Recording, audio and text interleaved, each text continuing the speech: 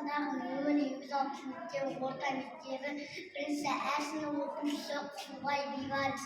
Шәкәрім Құдайбердіұлы, адамдық орысың, халқына еңбек қыл, ақ жолдан айнымай, ақ сақтау өмір, талаптанды біріңмен, өнерген бірімсіз, өнерсіз болады.